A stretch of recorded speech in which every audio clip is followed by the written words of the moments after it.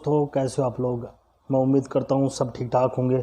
आज हम देखने वाले हैं अंकित इंस्पायरेशन इंडिया का सर है, अनअकैडमी पे पढ़ाते हैं और अच्छे जीके करंट जीके पढ़ाते हैं। उनका वीडियो देखना, उनका पर्सनल चैनल है ये अंकित इंस्पायरेशन इंडिया। उनमें एक वीडियो का टाइटल बड़ा गजब है। मैं देखे थोड़ा कंफ्यूज हो गया इस वीडियो का टाइटल देखे कि उज्बेकिस्तान में जयपुर के राजा को बताया गया मुगलों का नौकर है, विरोध शुरू। जयपुर के राजा, क्योंकि मैं खुद जयपुर का रहने वाला हूँ, जयपुर मेरी राजधानी है, राजस्थान का रहने वाला हूँ, तो ये सुन के तो थोड़ा अलग ही फील होता है ना। और जो इन सर का जो वीडियो का लिंक है वो मैं नीचे बॉक्स में दे दूँगा, आप जाके उनका भी वीडियो देख लेना। किस राजा के, जयपुर के किस राजा के बारे में बताया है उसकी मैं जानकारी लास्ट में दूंगा। थोड़ा मैं भी आज गौर से सुनूंगा इसको, जानकारी को, और फिर लास्ट में बताऊंगा किस राजा के बारे में बताया गया। तो मैं अभी वीडियो के बीच में कुछ नहीं बोलूँगा तो सिर्फ लास्ट में, क्योंकि अंकित सर की जो कोई भी वीडियो हो मैं देखता हूँ तो बड़ा उसमें खो जाता हूँ। उस वीडियो में इतने अच्छे ढंग से पढ़ाते हैं सर। तो पहले मैं वीडियो का पूरा सिस्टम देखूंगा, उसके बाद मैं लास्ट में बोलूँगा। तो और अगर मेरे चैनल पे आप नए हो तो आप मेरे चैनल को भी थोड़ा कर लीजिए,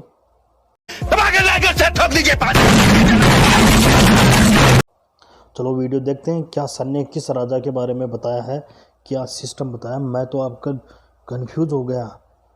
चलो देखते हैं वीडियो।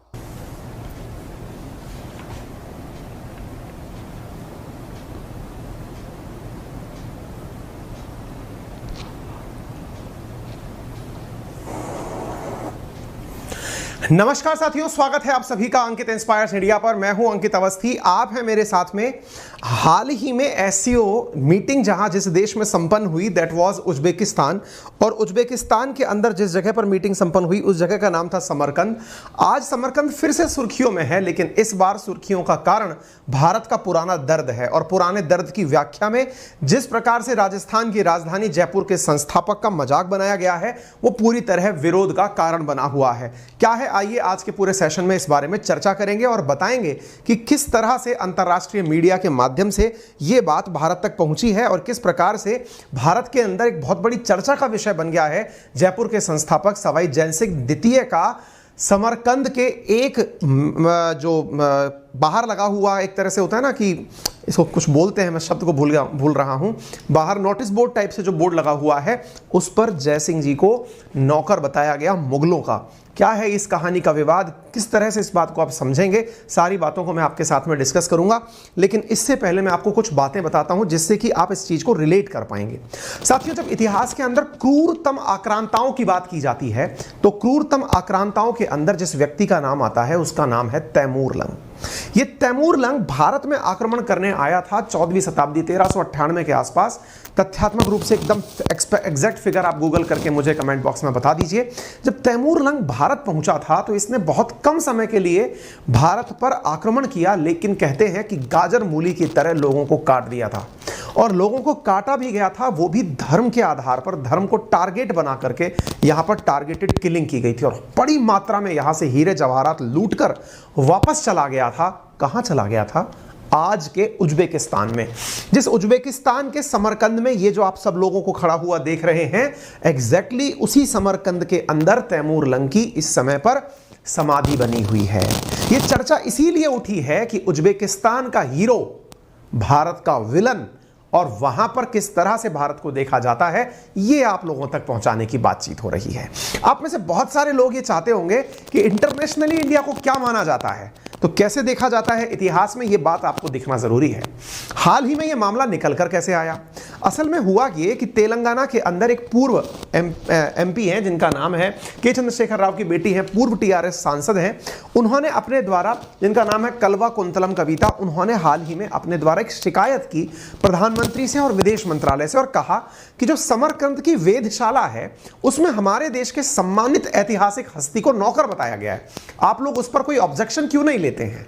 जब ये बात बाहर निकल करके आई तो इस बारे में फिर उस राजघराने से जुड़े हुए जो लोग हैं, राजस्थान के अंदर जो वर्तमान में सांसद दिया कुमारी हैं, इन्होंने भी अपने द्वारा ये बात कही कि हाँ, निश्चित ही ये ऑब्जेक्शनेबल लाइन है और हमारे पूर्वजों को या हमारे राज्य के जितने भी बड़े राजा हैं उनको एक तरह से नौकर बता करके कहना ये अपने आप में इतिहास के साथ खिलवाड़ है। अब मसले के प्रति दिलचस्पी तो आपके मन में बढ़ गई होगी, लेकिन दिलचस्पी के साथ साथ आप में से बहुत सारे लोग ऐसे जरूर होंगे जिन्हें ये लगता होगा कि यार ये इतिहास के बारे में जानने का मन तो बहुत है लेकिन किताबें पढ़ने में बहुत जोर आता है। ऐसी स्थिति में कुकू एफएम आपके लिए लेकर आया है pre independence history of India, जिसे पढ़ना नहीं है, सुन सकते हैं।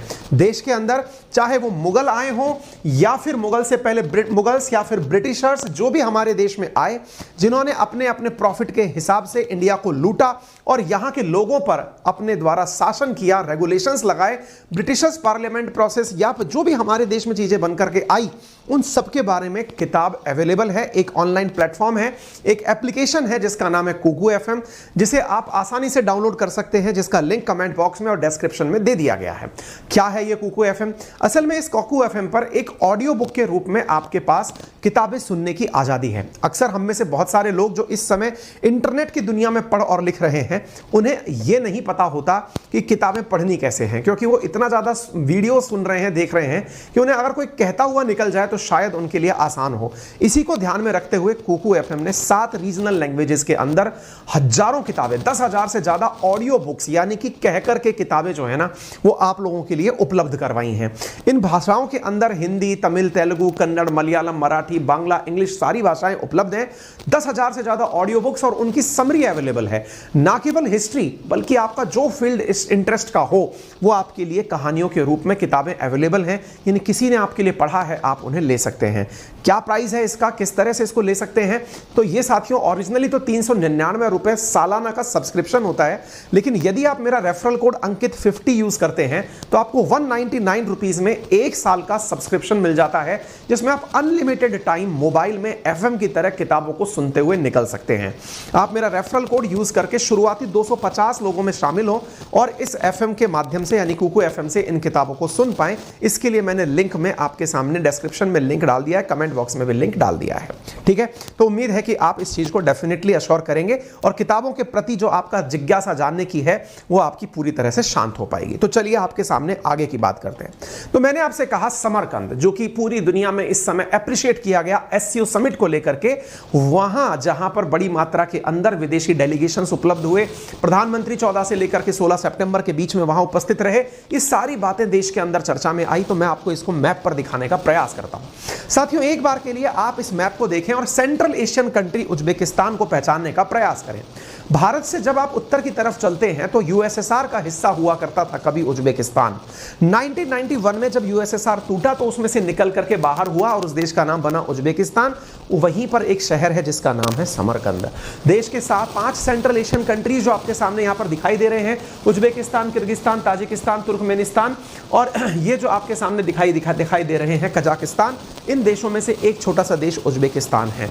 यहां पर तैमूरलंग हुआ करता था। वो भारत पर नहीं, पूरे पर्शियन एम्पायर पर और इस पूरे के पूरे भारतीय क्षेत्र पर आक्रमण करने के लिए यहीं से निकला था। इन क्षेत्रों में उसने लूटपाट करके जब वापस लौटा था तो उसके द्वारा बड़ी मात्रा में धन दौलत को ले जाया गया था। जैसे मैंने आप सबसे कहा कि अब मुद्दा क्या है भाई, ठीक है, तैमूरलंग की बात पता चल गई, समरकंद से हमें रिलेशन पता चल गया। अब वर्तमान का मुद्दा क्या है? इसी समरकंद से निकलकर एक मुद्दा आता है। क्या मुद्दा आता है? असल में क्या है कि समरकंद के अंदर एक इस प्रकार से ऑब्जर्वेटरी बनी हुई है। अब ये ऑब्जर्वेटरी क्या होती है? अगर आपने कभी जयपुर आने का या घूमने का मन बनाया हो और आपने पूछा हो कि साहब जयपुर में घूमने का क्या है, तो वहां पर आपको कहा जाएगा कि जयपुर जाएं तो जंतर मंतर जरूर घूम के आइएगा। जंतर मंतर का मतलब है कि एक प्रकार से गणना करके जानकारी देने वाली एक वेधशाला है, ऑब्जर्वेटरी है। देश के अंदर ऐसी 5 ऑब्जर्वेटरी हैं जो जयसिंह जी के द्वारा बनाई गई थी। वो ऑब्जर्वेटरी दिखने में कुछ ऐसी है, मैं तस्वीरों के माध्यम से आपको दिखाऊं तो जंतर मंतर जयपुर में इस प्रकार से दिखाई पड़ता है। ये जो आपको ऑब्जर्वेटरी दिखाई पड़ रही है, इसकी खासियत मैं आपको बताता हूं कि इसमें कुछ इस प्रकार की चीजें बनी हुई हैं जो कि खगोलीय गणनाएं करने में, खगोलीय गणनाएं मतलब कि भाई अंतरिक्ष में इस प्रकार से जो ग्रहों की गति हो रही है, ग्रहों की गति के आधार पर कौन सी चीज कहां चल रही है, कितना बज के कितना समय हो गया है, ये उस जमाने के अंदर जब 18वीं सदी की शुरुआत में यानी पूर्वार्ध के अंदर जयसिंह जी हुआ करते थे, उन्होंने ऐसी चीजें बनाई थी। ये चीजें जो जयपुर में आपको दिख रही हैं, इनके ऊपर क्लेम किया जाता है, क्या क्लेम किया जाता है कि ये कॉपी की गई हैं। कहां से कॉपी की गई हैं? उलुग बेग ऑब्जर्वेटरी से। अब ये उलुग बेग ऑब्जर्वेटरी कहां है? समरकंद में है। ये बात निकलकर कैसे आई? अब भाई समरकंद में जब आप जाएंगे, इतनी बड़ी मीडिया वहां प्रेजेंट रही है, प्रधानमंत्री देश के वहां गए हैं, इतने बड़े बड़े लोग वहां पर पहुंचे हैं, तो ऑब्वियस सी बात है कि बहुत सारे पत्रकार भी पहुंचे होंगे। पत्रकार पहुंचेंगे तो क्या करेंगे? मीटिंग जब होनी है तब होनी है, लेकिन उससे पहले शहर घूमेंगे। शहर घूमेंगे तो लोगों ने भी शहर घूमा, शहर घूमा तो उलुग बेग ऑब्जर्वेटरी पहुंचे। उलुग बेग ऑब्जर्वेटरी पहुंचे तो उलुग बेग ऑब्जर्वेटरी, जब भी आप कहीं घूमने जाएंगे तो वहां पर बाहर नोटिस बोर्ड पर उसके बारे में जानकारी लिखी रहती है। तो जब जानकारी लिखी रहती है तो इसके बाहर जानकारी जो लिखी हुई है वो कुछ इस प्रकार से थी। मैं आपको पढ़ के सुनाऊं, अगर पता चल जाए आपको यहां से, तो मैं आपको देखकर सुनाता हूं। इस ऑब्जर्वेटरी के बाहर लिखा हुआ है, अब आप थोड़ा सा इसको ध्यान से देखिएगा क्योंकि इसको समझना थोड़ा सा जरूरी है आपको।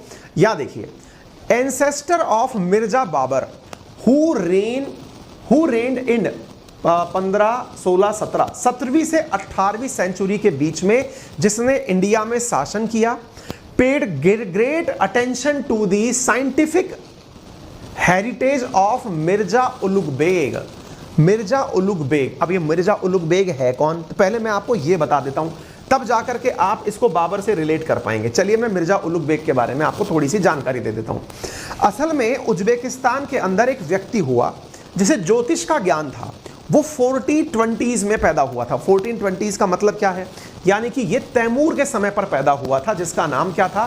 तैमूराइड एस्ट्रोनॉमर इसीलिए कहा गया। तैमूर जिस समय हुआ करता था उस समय पर उलुग बेग नाम का एक व्यक्ति था जो कि एक मतलब एस्ट्रोनॉमर की तरह से उज्बेकिस्तान के अंदर पैदा हुआ। उस व्यक्ति ने इस्लामिक एस्ट्रोनॉमी करते हुए अपने द्वारा काफी सारी ऑब्जर्वेटरीज बनवाई। इन ऑब्जर्वेटरीज को, यानी कि एक प्रकार से खगोलीय गणना करने के लिए जो जगह बनवाई, इन ऑब्जर्वेटरीज को डिस्ट्रॉय कर दिया गया 1449 से लेकर 1449 के अंदर। 1449 में ये ऑब्जर्वेटरी नष्ट हो चुकी थी। अब जब ये ऑब्जर्वेटरी नष्ट हो चुकी हैं और 1908 में रीडिस्कवर हुई हैं, अब देखिएगा एक पॉइंट यहां पर नोटिस करिएगा, उलुग बेग की डिस्कवर जो ऑब्जर्वेटरी है ये नष्ट हो गई 1449 में और री इंट्रोड्यूस हुई, लोगों ने वापस खोज के निकाली 1908 में। इस दौरान इंडिया में मुगल काल निकल लिया, जयपुर की स्थापना हो ली, जयसिंह जी के द्वारा 5 ऑब्जर्वेटरी बनवा ली, सब कुछ हो लिया।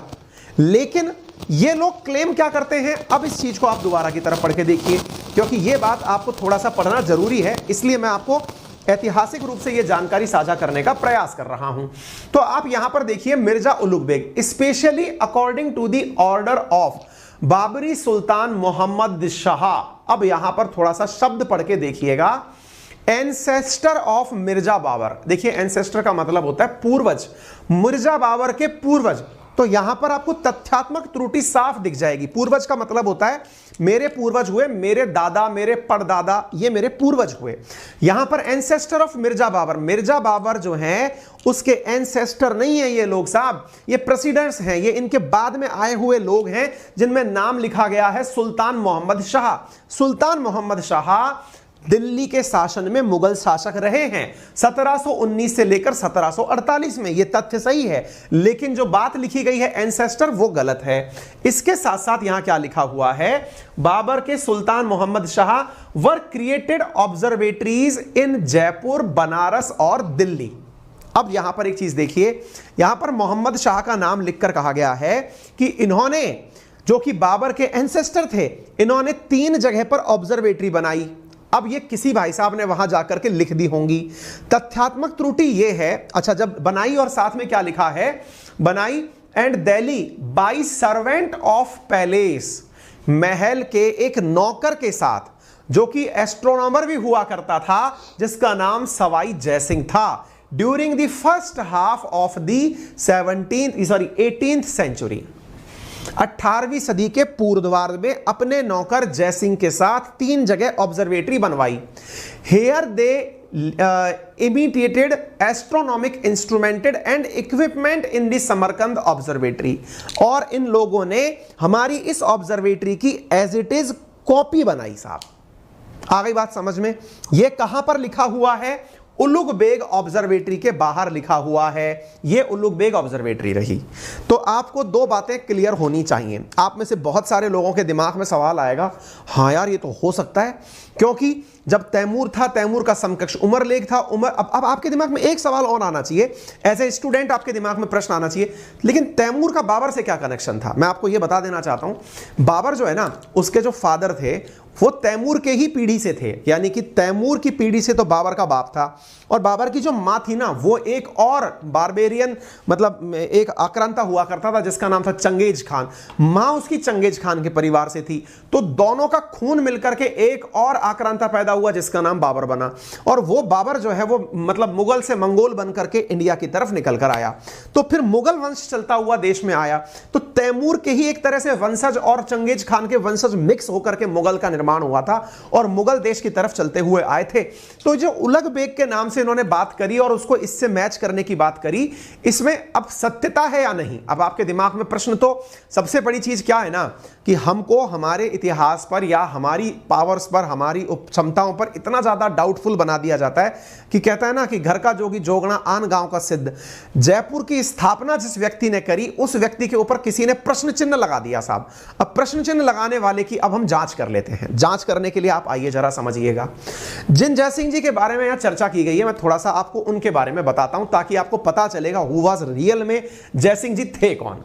सन 1688 में जयसिंह जी पैदा हुए थे, और जब ये 1700 के मतलब वर्ष 1700 में पहुंच रहे थे, तब इनको पता चला कि इनके फादर विशन सिंह जी की मौत हो गई है। मात्र 11 साल के थे ये जब इन्होंने राजगद्दी संभाली थी। उस समय औरंगजेब का शासन दिल्ली में हुआ करता था, और उस समय औरंगजेब ने जब इनको एक बार मिलने के लिए बुलाया था, तो हुआ ये कि औरंगजेब जब इनको सबसे पहली बार मिला, तो औरंगजेब ने इनके दोनों हाथ अपने हाथों में पकड़ लिए और पूछा कि बताइए अब आप क्या फील करते हैं। तो कहते हैं कि जयसिंह जी इतने हाजिर जवाब थे या इतने ज्यादा अक्लमंद थे कि इन्होंने कहा कि जहां पना हमारे देश के अंदर हमारी हिंदू रीति रिवाजों में कहते हैं कि यदि एक आदमी दूसरे का हाथ पकड़ ले, एक हाथ पकड़ ले, तो जिंदगी भर साथ निभाने का वादा कर देता है। आपने तो मेरे दोनों हाथ थाम लिए, क्योंकि विवाह के अंदर हम जब महिला का एक हाथ थामते हैं तो जिंदगी भर साथ रहने का वादा करते हैं। आपने तो मेरे दोनों हाथ ले लिए। ये थे जयसिंह जी, यानी कि ऐसी उनकी मतलब हाजिर जवाबी थी और इतनी ज्यादा दूरदर्शिता थी कि औरंगजेब ने प्रसन्न होकर के उनके बारे में जो शब्द उपयोग में लिया, वो कहा कि यार आप सबसे एक कदम आगे हो, आप कोई एक होता है, आप सवाए हो। सवाए का मतलब हुआ कि आप 1 हो तो आप 1.25 हो, है ना। कहते हैं ना कि भाई मतलब अगर हम आपकी अभी YouTube पर आप मुझे सुन रहे हैं 1x की स्पीड पर, कोई सुन रहा होगा 1.25 की स्पीड पर, तो आप तो यार 1.25 हो, यानी कि आप सवाया हो। और इसी प्रकार से उनका नाम पड़ा सवाई जयसिंह, ये उनके नाम से जुड़ी हुई किंवदंती है। तो अब इससे ये अंदाजा लगा सकते हैं कि औरंगजेब के, अब देखिए जब दिल्ली के अंदर मुगल जब शासन किया करते थे, तो वो देश भर के अंदर अपने बहुत सारे जनरल्स बना के रखते थे, बहुत सारे क्षेत्रों के अंदर अपने राजा बिठा के रखते थे, जिनके पास में बड़ी बड़ी सेनाएं होती थी, उन्हें मनसबदार कहा जाता था। तो सवाई जयसिंह जी जो हैं वो एक बहुत बड़े मनसबदार हुआ करते थे। अब देखिए मुगल काल के अंदर जब ये चीज आगे बढ़ती गई, तो मैं आपको जो कहना चाह रहा हूं ना, वो पहले तो एक चीज ये समझिएगा कि आपको सवाई जयसिंह जी के बारे में जो बात पता चलनी चाहिए कि वो एक बहुत ही बढ़िया मैथमेटिशियन थे, एक अल्टीमेट सेना नायक थे, खगोल शास्त्री थे, वैज्ञानिक और एक कुशल योजनाकार थे। ये योजनाकार वाले शब्द को भी मैं आपको फिलहाल के लिए समझाऊंगा। फिलहाल के लिए एक शब्द यहां पर आप समझने का प्रयास करिए। उसमें 3 ऑब्जर्वेटरी की बात की गई है, लेकिन वास्तविकता में उन्होंने 5 ऑब्जर्वेटरी का निर्माण किया था। अगर वो सही होते तो अपनी जगह 5 शब्द का उपयोग करते। नंबर दूसरा, जहां पूर्वज शब्द उपयोग में हुआ है, वास्तविकता में पूर्वज नहीं है। तीसरा, जो शब्द की व्याख्या की गई है जयपुर वगैरह, इनकी स्पेलिंग गलत लिखी गई है, यानी कि यह केवल बिगाड़ने के लिए बाद में लिखा गया तथ्य है। अब मैं आपको जयसिंह जी की थोड़ी और उपलब्धियां साझा करता हूं। साथियों, 18 नवंबर 1727 में शतरंज के आकार में जयपुर की सीमा 9 मील की तरह से जयपुर की स्थापना की गई। ब्रह्मांड के 9 ग्रह के नवनिधि के सिद्धांत के आधार पर वास्तुकला को आधार बनाकर के 9 चौकड़ियों के अंदर बसाया गया था जयपुर। अगर आप जयपुर को आज भी जाकर के फील करते हैं और परकोटे के अंदर कभी विराजते हैं, यानी जयपुर जहां गेटों के बीच में जहां पर जयपुर बना हुआ है, मूल पुराना जयपुर है, तो आज भी उसके बारे में कहते हैं कि उसकी जो वास्तुकला है ना, ये उस जमाने की नहीं, आज तक की बेस्ट वास्तुकला में में कंसीडर की जाती है। इसके जो मुख्य वास्तुकार थे उनका नाम था विद्याधर भट्टाचार्य, जिनके नाम के ऊपर जयपुर में प्रॉपर तरीके से एक सरकारी कॉलोनी है जिसका नाम विद्याधर कॉलोनी है। इनके राजगुरु थे रत्नाकर पौंडरिक। इन विद्वानों के साथ मिलकर के इन्होंने एक इतना बेहतरीन शहर बसाया था। आप जरा सोचकर देखिए कि क्या कोई नौकर इतना ज्यादा टैलेंटेड होकर के कोई शहर बसा सकता है क्या? कॉमन सेंस की बात है कि लिखने वाले ने जो लिख दिया अपने आप को बड़ा रखने के लिए, वो सारी बातें फैकोलॉजी में काउंट की जाती हैं। He was that much intelligent कि इन्होंने अपने द्वारा ज्योतिष ग्रंथ तक लिखे, जिनमें से जयसिंह कारी नाम का ज्योतिष ग्रंथ है जो इनके द्वारा लिखा गया। जयसिंह जी ने 1727 में जयपुर की स्थापना करी। जयपुर के वास्तुकार विद्याधर भट्टाचार्य थे। ये गणित और खगोल शास्त्र के असाधारण पंडित के रूप में कंसीडर किए जाते थे। Pandit means that much of knowledge they have. तो इस आधार पर साथियों आप इस बात को समझें। तो कहने का अर्थ यह हुआ कि इतिहास के साथ जो उधेड़बुन की गई उसमें देश को, मतलब देश के जितने भी योद्धा हैं या देश के लिए जो भी विरासत रही है उनको नीचा दिखाने का प्रयास किया गया है। तो उम्मीद है कि आपको यह बात समझ में आ जाए। अब बात करता हूं वेधशालाओं की। तो वेधशालाओं का निर्माण करवाया क्यों गया? असल में सूरज की, पृथ्वी की और ग्रहों की गतिविधियों की भविष्यवाणी करना कि भाई सूर्य ग्रहण कब होगा, चंद्र ग्रहण कब होगा, सूर्य की गति के अंदर मतलब किस प्रकार की गतिविधियां होंगी, है ना, देश के लिए क्या अच्छा है क्या बुरा है। आप इससे अंदाजा लगाइए कि अगर ये कॉपी होती तो इस कॉपी को क्या खुद विश्व धरोहर स्थल में शामिल किया जाता? क्योंकि आपको मालूम होना चाहिए विश्व धरोहर स्थल का एक पैमाना होता है। कोई भी कॉपी पेस्ट की हुई चीज को कभी धरोहर लिस्ट में शामिल नहीं किया जाता है, जबकि विश्व धरोहर लिस्ट जो है उसके अंदर 2010 के अंदर जयपुर के जंतर मंतर को मतलब शामिल किया गया है। जंतर मंतर नाम से इसे जाना जाता है। जयपुर के अलावा ये मथुरा, दिल्ली, उज्जैन और वाराणसी के अंदर शामिल है। दुनिया की सबसे बड़े पत्थर की बनी सूरज घड़ी यहां पर स्थित है। साथियों, मैं कॉपी की अगर बात करूं ना तो आप मेरा घर 10 बार देख के चले जाओ, तब भी आप वैसा की वैसा घर बनाने में कोई ना कोई त्रुटि जरूर छोड़ दोगे। यहां तो सारी की सारी कैलकुलेशंस गणितीय आधार पर थी। गणितीय आधार पर थी का मतलब यह है कि खुद उलुग बेग आ गया होता तो 5 जगह पर इतनी एक्यूरेट कैलकुलेशंस के साथ वो नहीं बना पाता जितनी ये चीज बनाई गई। आप सोचकर देखें, हम लोग किसी का नक्शा कॉपी करने जाते हैं, कुछ ना कुछ तो हमारे पास भी कमी रह जाती है। कभी हमारी दीवारों में कुछ इंचेस का फर्क पड़ जाता है। ये तो गणित की गणनाएं थी। जंतर मंतर कभी आप घूमने जाएंगे तो हैरान हो जाएंगे। आप सूरज को चलता हुआ देख करके वहां पर सही मायने में घड़ी का टाइम मिला सकते हैं कि अब कितना बज चुका होगा। आप वहां पर पत्थरों से अंदाजा लगा सकते हैं कि इतना बज गया होगा। वहां छाया का आकार देख करके कि इतना छाया यहां पहुंच गई है तो इतना बच गया होगा। यह कैलकुलेशन मजाक नहीं है।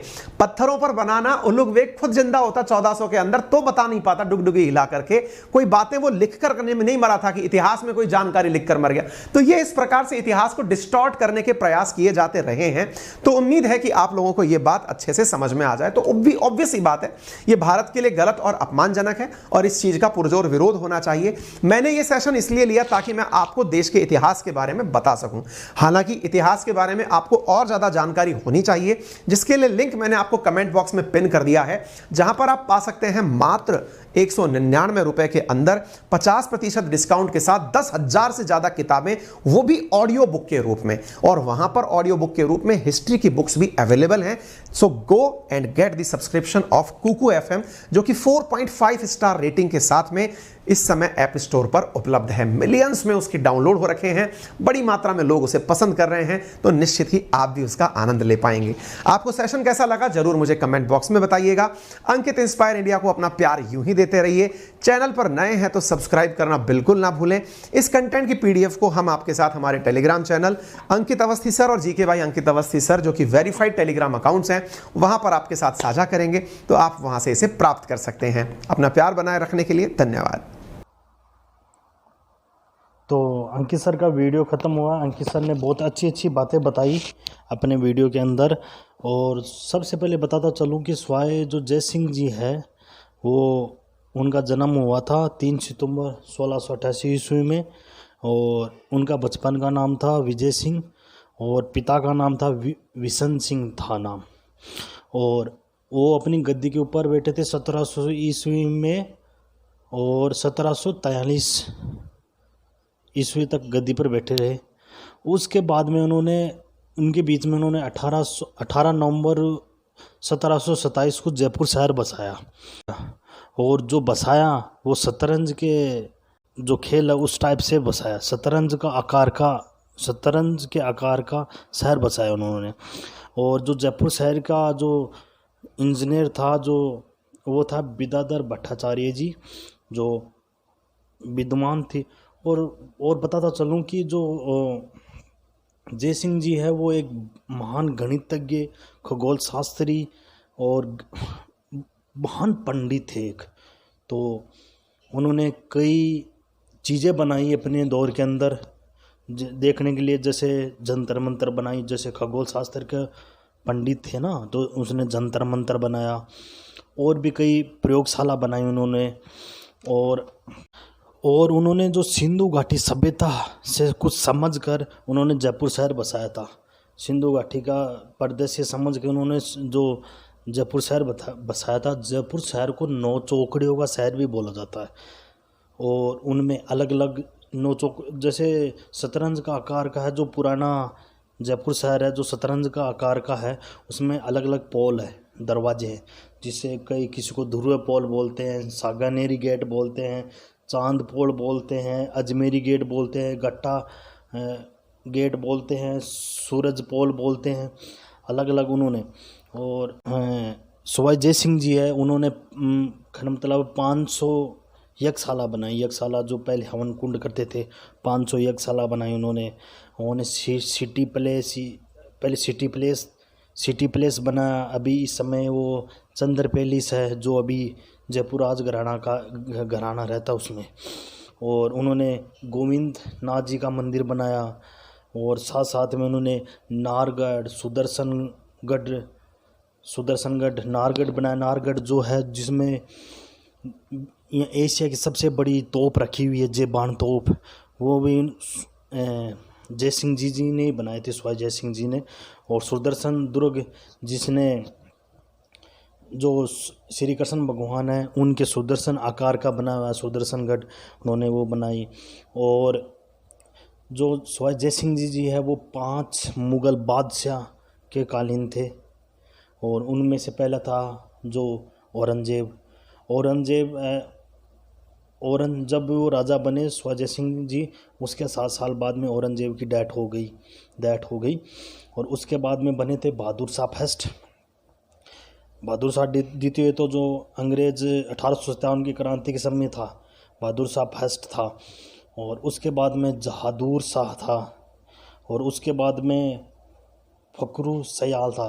फखरू सयाल वही था जो अंतिम राजपूत और मुग़लों के बीच में शादी हुई थी।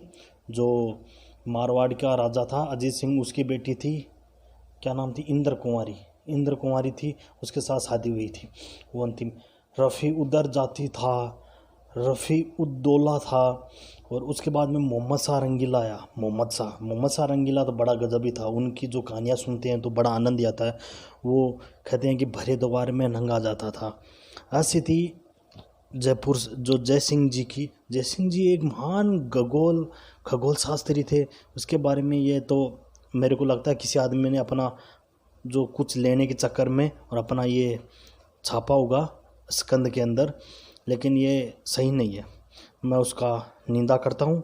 और मेरे को थोड़ा दुख भी हुआ ये न्यूज़ सुन के, क्योंकि वो मेरे राजा हैं। मैं जयपुर राजस्थान का रहने वाला हूँ, मेरी राजधानी के राजा थे वो, तो इसलिए मैं दुखी हूँ या इसको निंदा करता हूँ। लेता हूँ वीडियो से विदा। जय हिंद।